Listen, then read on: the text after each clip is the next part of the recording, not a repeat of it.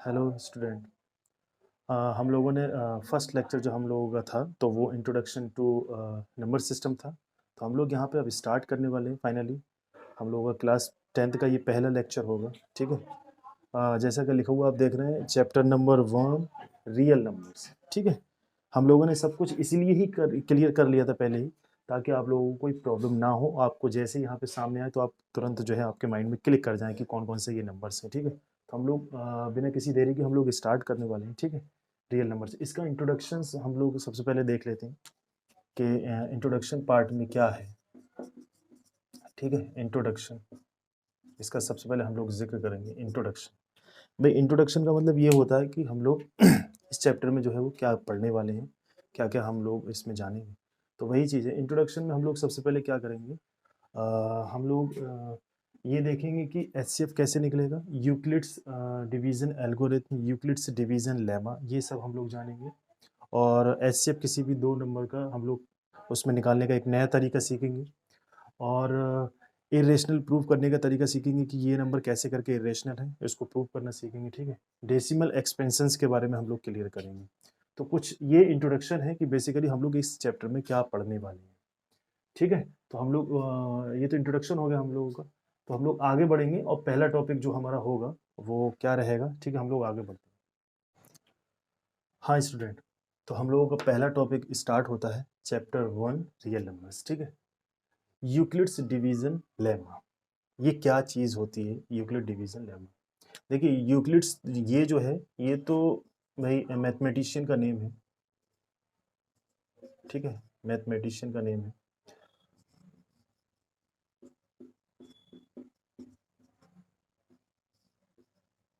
Name of mathematician है। ये lemma क्या चीज़ है ये बच्चों को पता नहीं रहता जनरली, यूक्लिड डिवीजन लेमा। अच्छा डिवीजन का तो मतलब आप समझते ही होंगे, सिंपली वो डिवीजन ही होता है, कुछ और नहीं है, ये तो सिंपल है। लेमा का मतलब ये जो चीज़ है वो क्या है लेमा। ये एक्चुअली में इसको मैं डिफाइन करना चाहूँगा। तो सबसे पहले तो हम लोग एक प्रॉपर इसका डेफिनेशन देख लेंगे, जो टर्म है वो क्या चीज़ है, ठीक है। हम लोग देखते हैं। It is it is a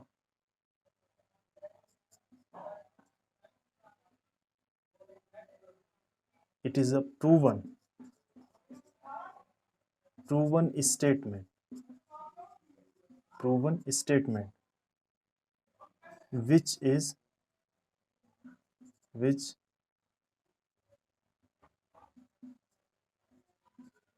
which is used for proving another statement,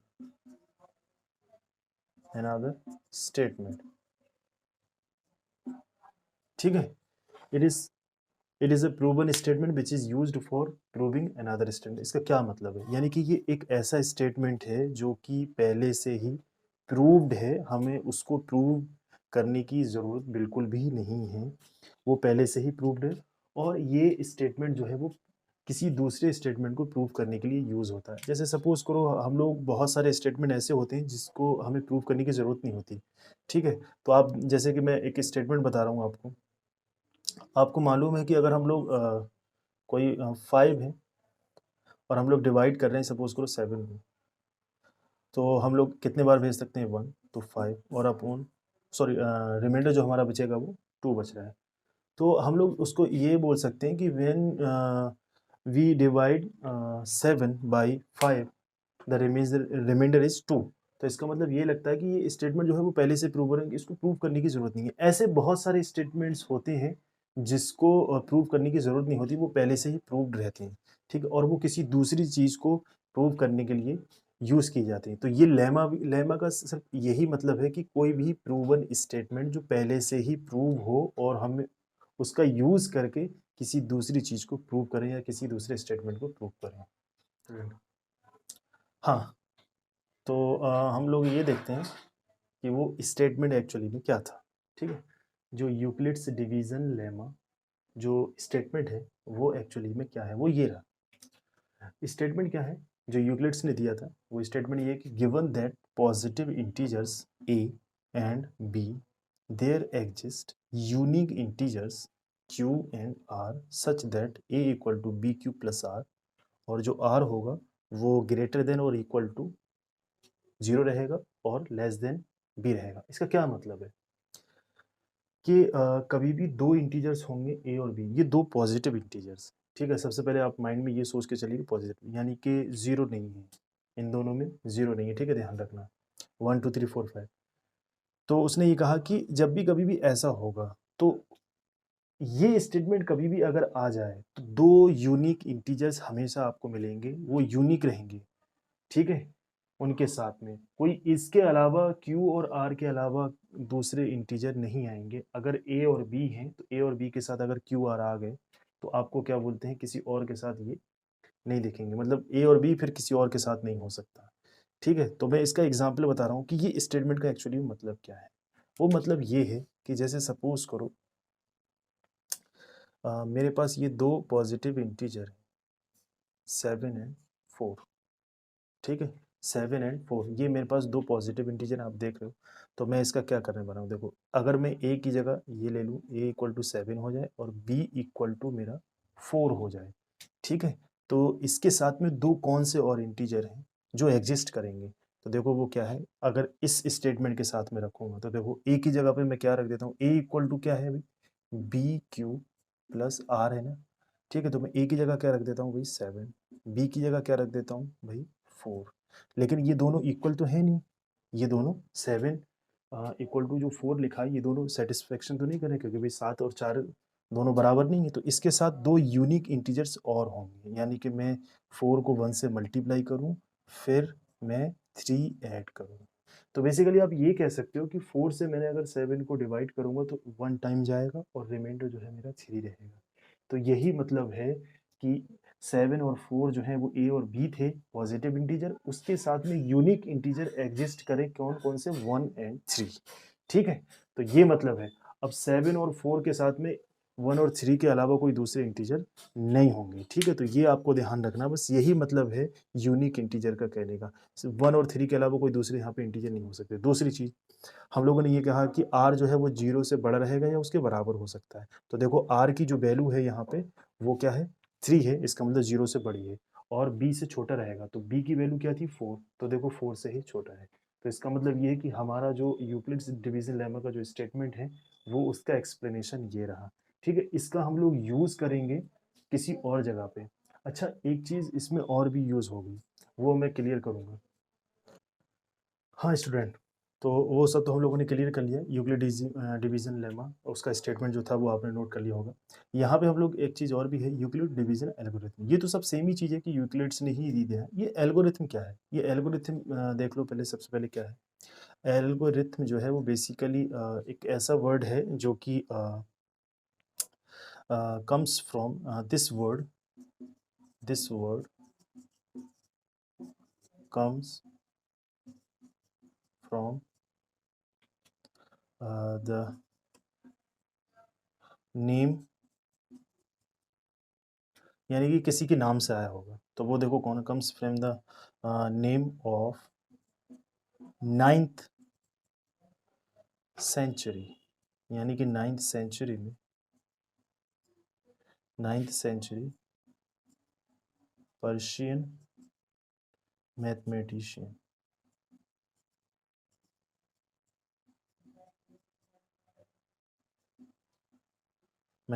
उनका नेम क्या था भाई, अल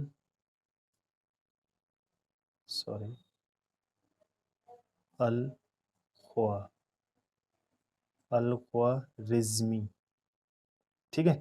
ये पर्शियन मैथमेटिशियन थे, ठीक है, अल ख्वारिज़मी। ये उसी से ही एल्गोरिथम वर्ड आया है, इससे ही इनके नाम से ही ये ड्राइव किया गया अल ख्वारिज़मी से, ठीक है। तो ये पर्शियन मैथमेटिशियंस थे। तो इसका मतलब क्या होता है, एल्गोरिथम का मतलब देखो क्या होता है, हम लोग इसको बताएंगे क्या होता है भाई, ठीक है। ये वर्ड हम लोगों ने सबसे पहले ये सीखा कि ये वर्ड कहाँ से आया, मतलब कैसे करके बना, तो इनके नेम से ही ये वर्ड निकाला गया है, ठीक है। हम लोग अब इसका स्टेटमेंट समझेंगे कि एल्गोरिथम का मतलब होता क्या है। तो बेसिकली क्या है कि it is a series it is a series of steps It is a series of steps of well defined, well defined, which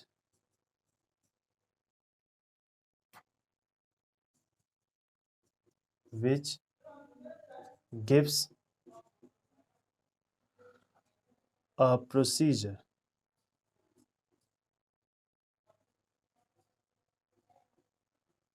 to solve problem.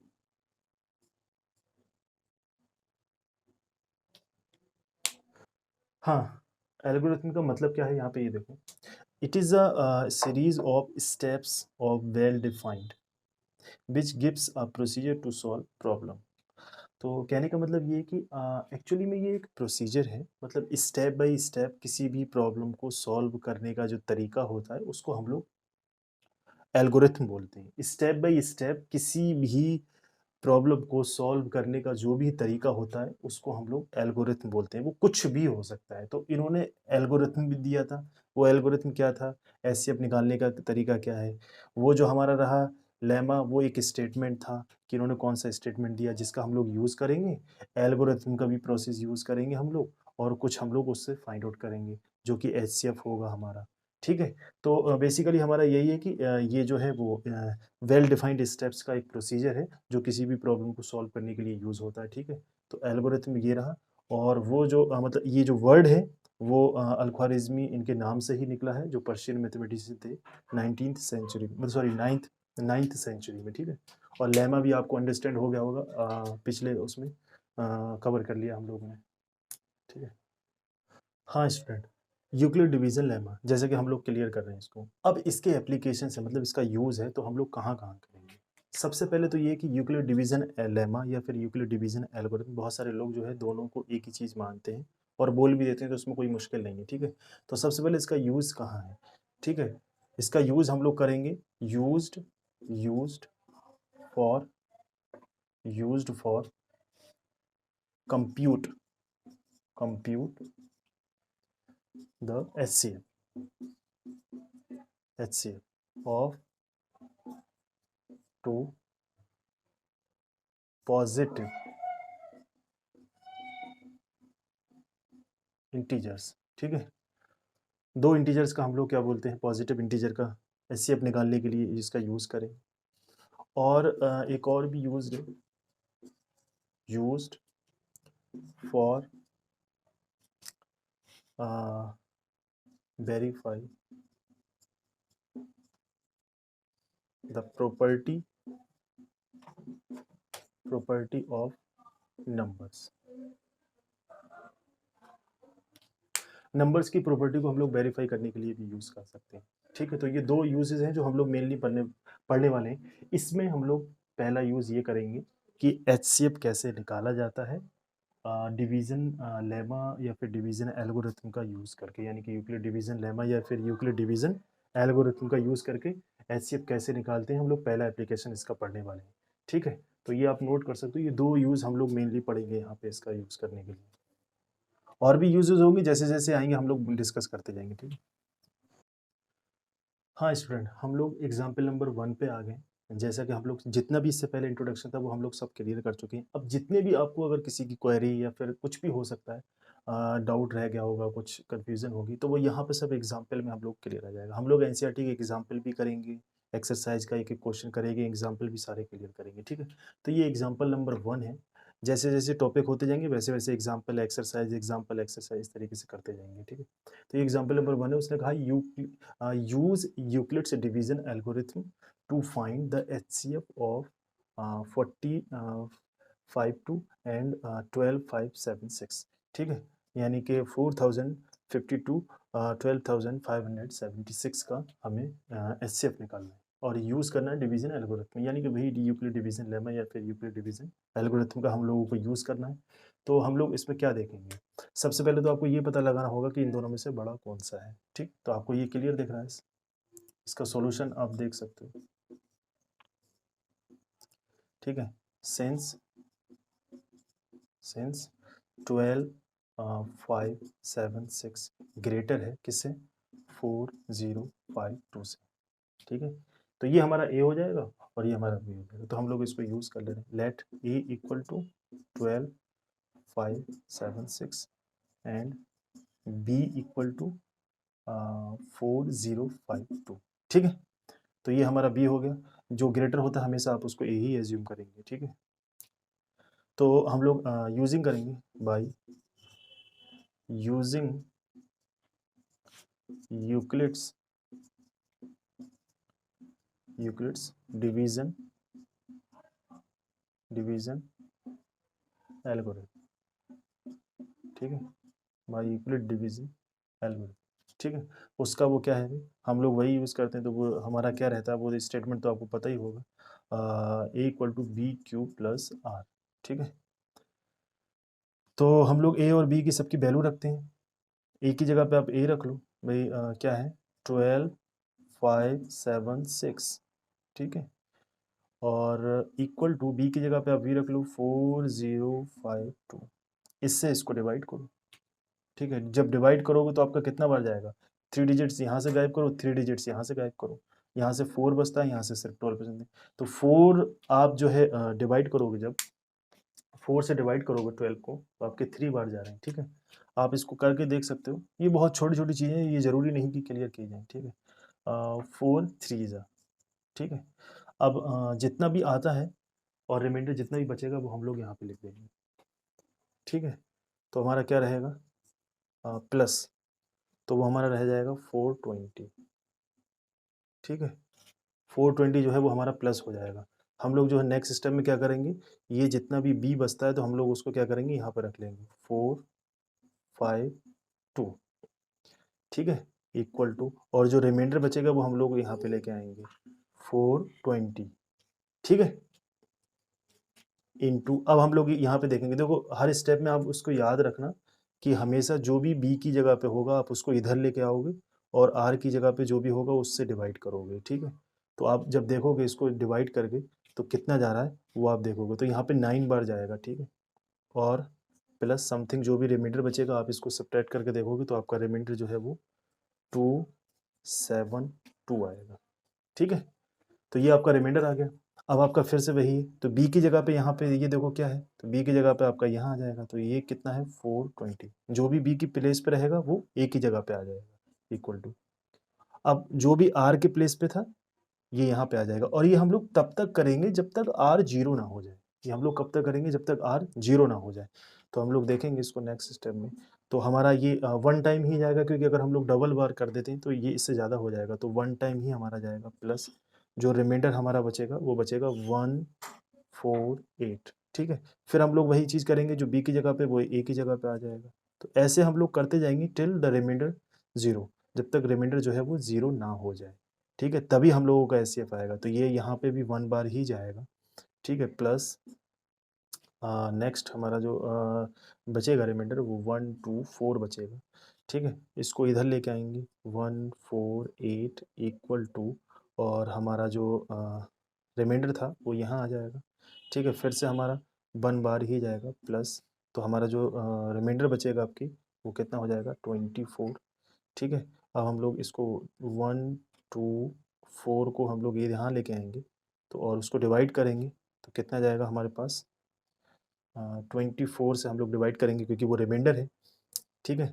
और कितने बार जाएंगे, 5 बार जाएंगे, ठीक है, 5 बार जाएंगे, और जो रिमाइंडर होगा हमारा वो 4 जाएगा इस बार, ठीक है। रिमाइंडर जो है वो हमारा 4 जाएगा, और यहाँ पे हम लोग फिर से लेके आएंगे 24, ये रिमाइंडर है 4, ठीक है, इससे डिवाइड करना होता है, और फिर उसके बाद में ये कितने टाइम्स जाएंगे 6, और ये प्लस 0, कुछ भी रिमाइंडर नहीं बचा, ठीक है। तो हम लोगों ने देखा कि रिमाइंडर जो है वो 0 पहुंच चुका है, तो यहीं पे हमें रुक जाना है, और हम लोगों को कुछ लिखना होगा, यहाँ पे कुछ रीज़न देना होगा, यहाँ पे जो मैं दे रहा हूँ रीज़न, ठीक है, वो यहाँ का रीज़न है कि आपको कुछ बताना होगा कि जब रिमाइंडर हो जाए, here here the reminder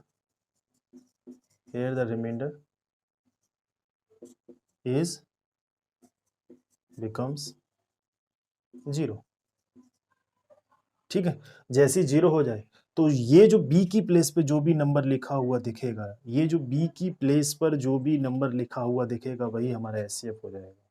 so HCF किस किस का था भाई? 12, 5, 7, 6, 40, 50 इक्वल टू 4। ठीक है, HCF of this and this equal to 4। तो हमारा जो भी बी के लास्ट स्टेप में जो भी बी के प्लेस पे नंबर लिखा हुआ होगा वो हमारा एचसीएफ हो जाएगा। जब लास्ट स्टेप हमारी वो होगी जब रिमाइंडर 0 आ जाए।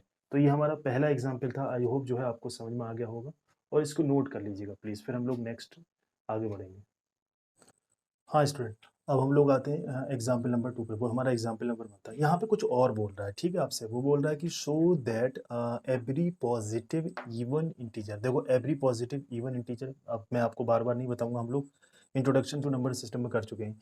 Is of the form of 2q and every positive odd integer is of the form 2q + 1 where q is some integer. मतलब q कोई सा भी इंटीजर हो सकता है, कुछ भी x y z कोई सा भी इंटीजर।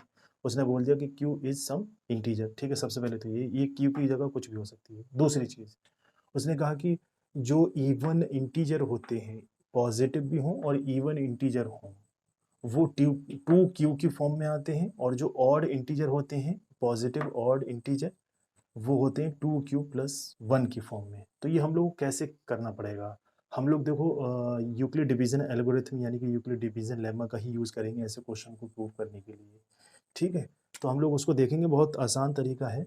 सबसे पहले तो आपके जो भी q के मल्टीप्लिकेशन में हो, आप उसको आंखें बंद करके आप उसको b एज्यूम कर सकते हैं। लेकिन हम लोग a भी एज्यूम करेंगे, लेकिन हम लोग a किसको एज्यूम करेंगे वो आपको ध्यान रखना है। यहाँ पे जो भी बोले वो इवन या फिर ऑड, इस तरीके से आपसे वो बोलेगा इवन और ऑड, तो आपको इवन और ऑड कभी भी एज्यूम नहीं करना सिर्फ। हाँ, तो मैंने बताया कि इवन और ऑड आपको एज्यूम नहीं करना है। ठीक है, कभी भी आप क्या एज्यूम करोगे भाई? Let a be any positive positive positive integers, बस पॉजिटिव इंटीजर। ये आपको ए को एज्यूम कर लेना है। ये नहीं कि उसने जो कहा कि इवन इंटीजर या ऑड इंटीजर ऐसे एज्यूम करना है, नहीं ये नहीं करना। आप सिंपली पॉजिटिव इंटीजर ही एज्यूम करोगे। आप हमेशा जब भी आपको देखेगा वो पॉजिटिव इंटीजर ही आपको एज्यूम करना है, इवन और ऑड नहीं एज्यूम करना कभी भी। ठीक है, एंड बी इक्वल टू 2, और बी बराबर आप 2 ले लेना। ठीक है, बी बराबर जो है आपको 2 आपको दिख भी रहा है। ठीक है, बी बराबर जो है आपको जब जो भी यहाँ पे क्यू का मल्टीपल होगा आप वही बी बराबर एज्यूम कर लेना। ठीक है, बी बराबर क्यू हो जाएगा। अब सिंपली क्या होगा? बाई यूजिंग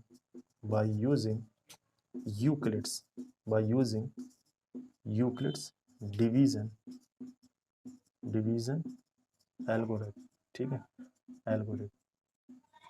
ठीक है, अब आप ये देखो कि जब आप 2 ले रहे हो, मैंने ये बताया था कि अब यहाँ पे ये देख सकते हो कि यूक्लिड डिवीजन एल्गोरिथम क्या कहता है? a equal to B Q plus are. ठीक है, तो आपको मालूम है कि b की वैल्यू कितनी है? 2q plus are.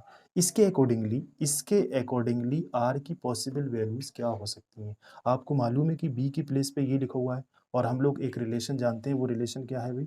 कि वो रिलेशन ये था कि जो r होता है हमारा, वो 0 से बड़ा रहता है या फिर 0 के बराबर रहता है, और फिर जो हमारा b रहता है उससे छोटा रहता है। तो भाई b क्या है? 2। तो इसका मतलब r की वैल्यू 2 से छोटी ही होगी। इसका मतलब पॉसिबल जो रिमाइंडर हो सकते हैं, possible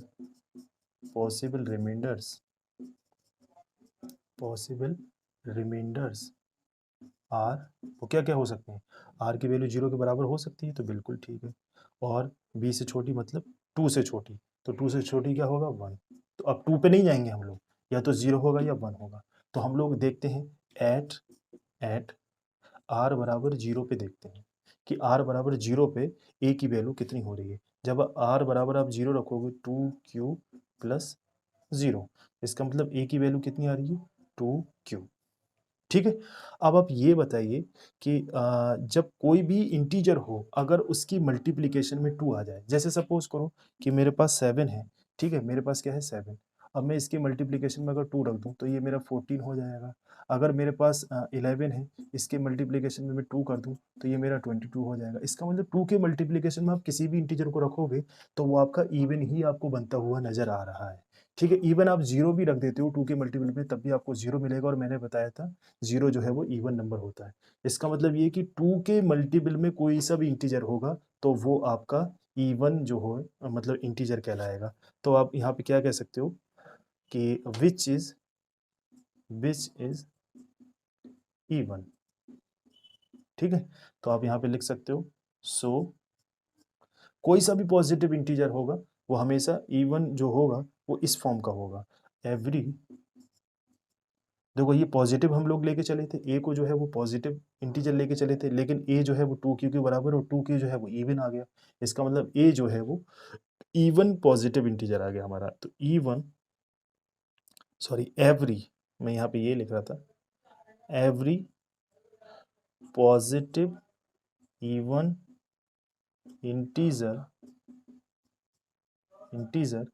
is of the form 2q। ये हमारा हो गया इवन के लिए, और आई होप जो है वो आपको ये समझ में आ गया होगा। और हम लोग ऑड के लिए हमारा रह गया, उसको हम लोग देखते हैं, पहले आप इसको नोट कर लीजिए।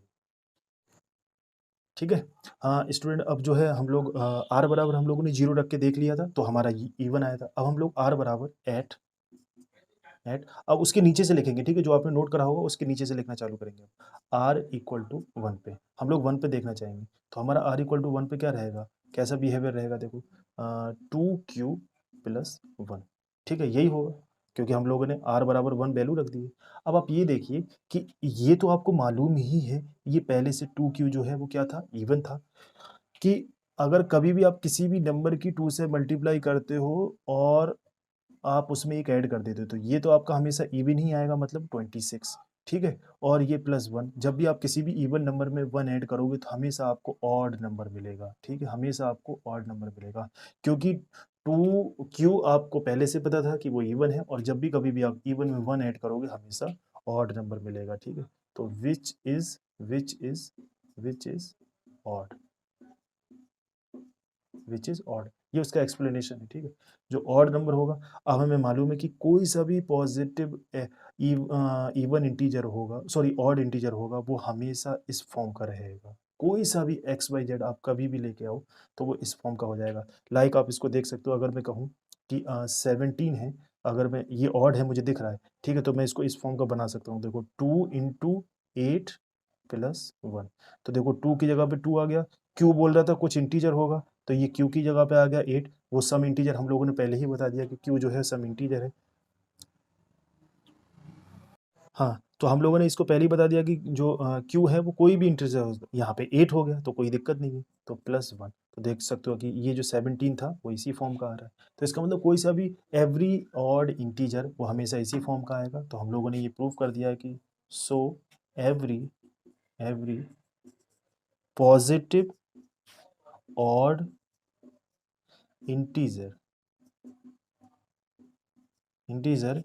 is of the form of 2q plus 1।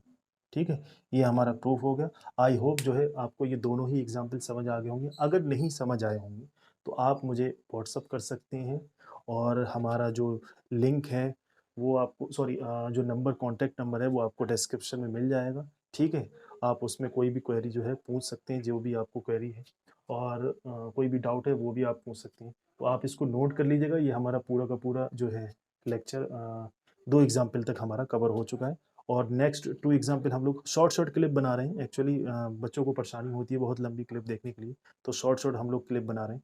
तो आप जो है नेक्स्ट क्लिप में भी आप देख सकते हो, नेक्स्ट पार्ट में इसी के चैप्टर नंबर्स जो है प्ले लिस्ट में आपको मिल जाएगा, रियल नंबर्स के ही उसमें। ठीक है, तो thank you very much student.